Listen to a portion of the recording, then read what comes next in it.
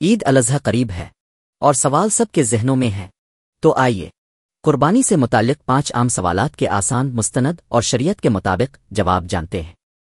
ایک، قربانی کس پر واجب ہے؟ ہر مسلمان جو بالغ ہو، عاقل ہو، مقیم ہو اور جس کے پاس زکوٰۃ کے نصاب کے برابر مال ہو، اس پر قربانی واجب ہے۔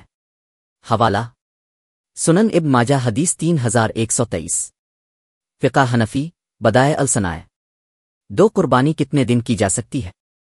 قربانی 3 دن کی جا سکتی ہے، 10، 11 اور 12 ذوالحجہ، مگر پہلا دن یعنی عید کا دن سب سے افضل ہے۔ حوالہ: سنن ابی داؤد، 2813۔ درمختار، جلد 5۔ 3، کون سے جانور قربانی کے لیے درست ہے؟ بکرہ، بکری، دمبا، ایک فرد کے لیے۔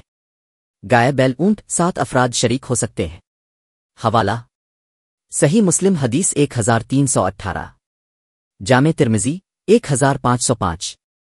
4 جانور کی کم از کم عمر کیا ہونی چاہیے؟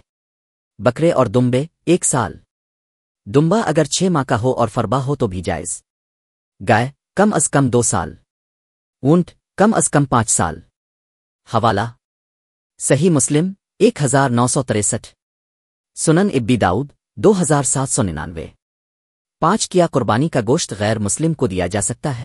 جی ہاں، بشرطے کہ وہ اسلام دشمن نہ ہو، کیونکہ اسلام انسانیت، ہمسائیگی اور ہمدردی کا دین ہے۔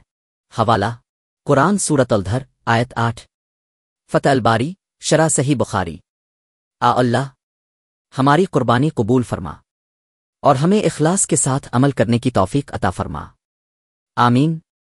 اگر آپ کو یہ ویڈیو مفید لگی ہو تو اسے لائک کریں، شیئر کریں اور سبسکرائب کریں تاکہ یہ علم دوسروں تک بھی پہنچے۔